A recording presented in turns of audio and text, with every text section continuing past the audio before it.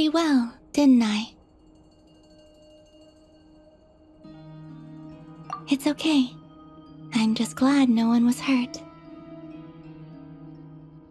Paimon noticed you doing something too, Dainsleif. Were you helping get them out? Of course. When I asked Nefer to conduct this investigation, I was not naive to the dangers involved. I had a duty to ensure your safety.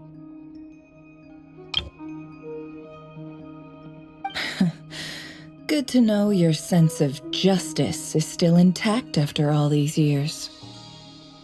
I take that to mean that you saw the truth.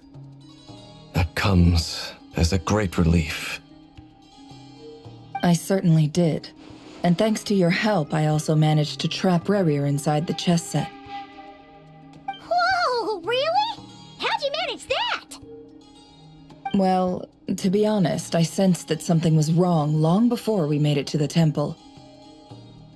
By using this fragment to probe into Rerir's past, well, the monster formerly known as Rerir, it seems I alerted him.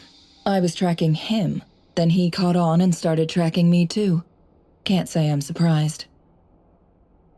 But how did he track you through your thoughts alone? That shouldn't be possible. Rerir was a secret agent who reported directly to the Vinster King. He is an expert at finding a trail and hunting down his pursuers. No wonder. He infiltrated the chess set, read my thoughts, and built a new virtual chess set inside of it. That's why we weren't able to leave at first. Speaking of your chess set, it's quite a remarkable item. Would I be right in thinking you have some connection to King Deshret? You overestimate me. I only have a connection with one of his underlings, the Ibis King. You all saw how this came to be. A long time ago, the Iab massacred my tribe, the Shimti, in our home village. A few years later, I enrolled in the academia, where some new information came to light. The Unut and the Iab fought a bitter battle over the rights to a well, all for the sake of a non-existent 50 million mora. The Iab ultimately won that confrontation, but their victory came at the cost of almost every warrior in the tribe. The final blow to the Iab came at the victory feast, when an Unut assassin beheaded their chief right before my eyes. The remaining Iab fled and have been scattered to the winds ever since. Having gotten my revenge, I returned to my hometown, where to my surprise, the nearby temple was still standing. There it was, seemingly immune to the relentless hostility of the desert, while my tribal home lay in ruins. As I stood there gazing at the temple, I noticed a cat just outside. This cat, as it turned out, was home to the spirit of the Ibis King. He led me to a gate deep inside the temple, and there he made a deal with me.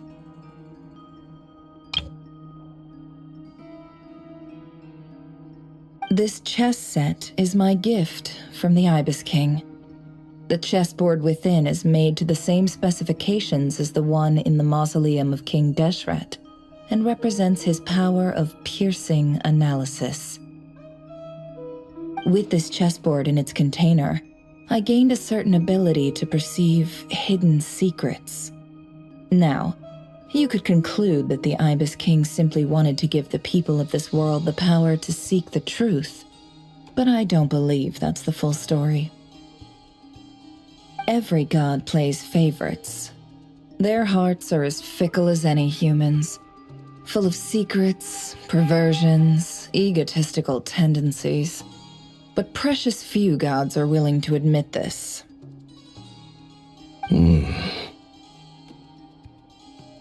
It is the same with all powerful forces, including fate itself.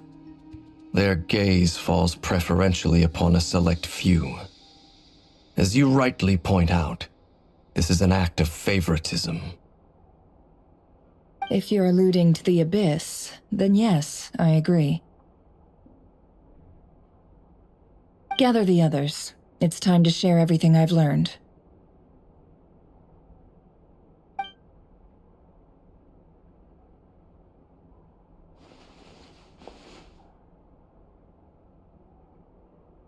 Thank you all for being here.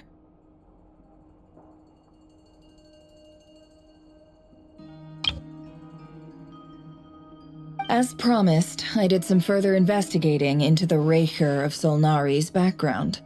I am pleased to report that the investigation has been most fruitful indeed. The Raker of Solnari, real name Rerir, was once a Conrian subject who served the Vinster King. I will now share the important details of his story. Please save any questions or comments for the end.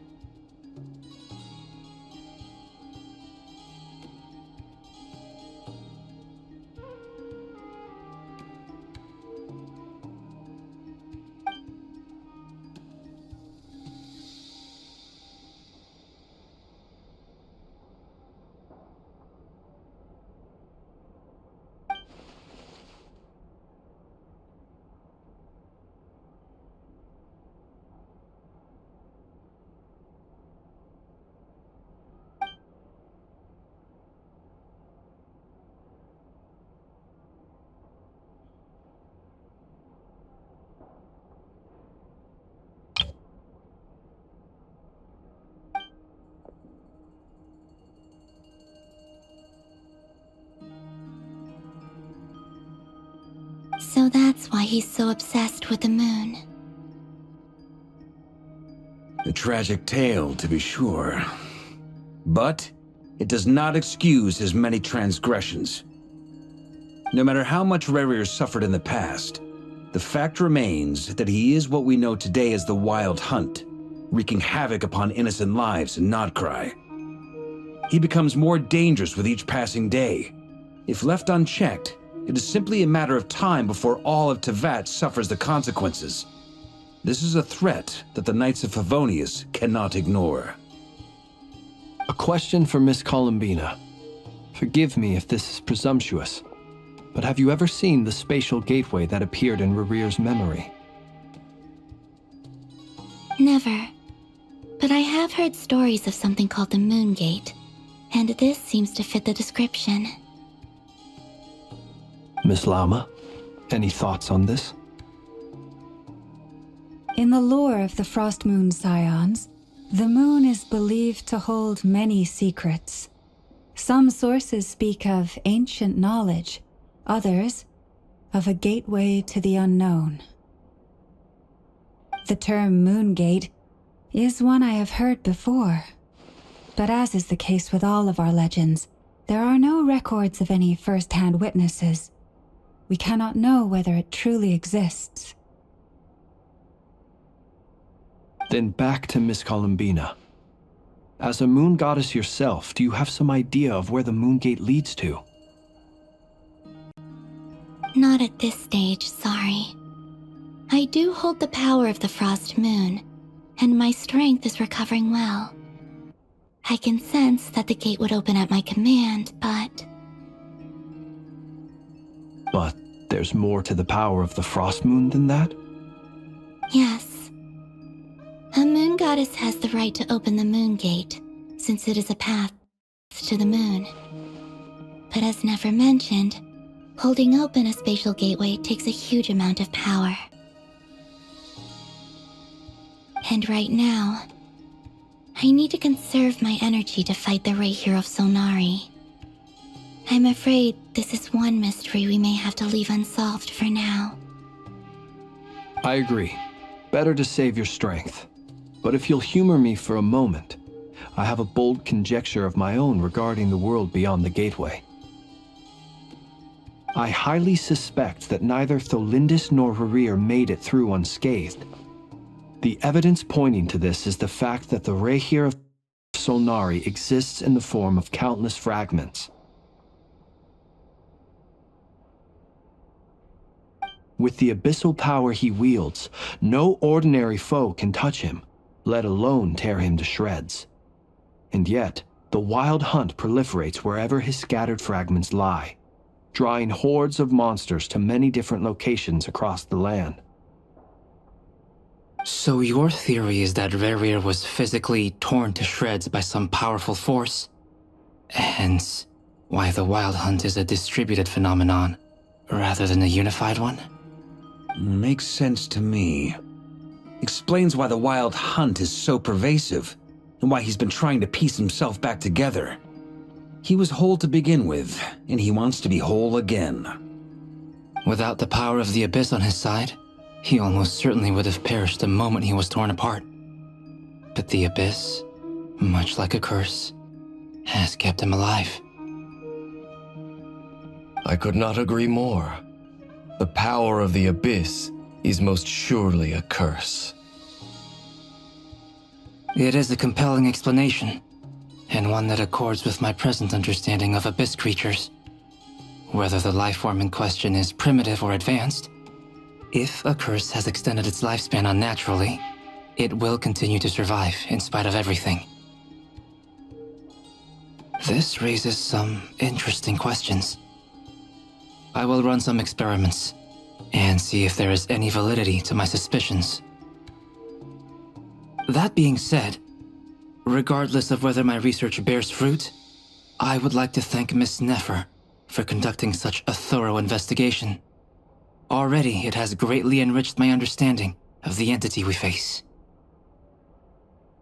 My pleasure, Mr. Albedo. I too hope that the information I have shared today proves useful as we look to formulate the next stage of our plan. Hey! What is it, Dainsleif? You look really upset!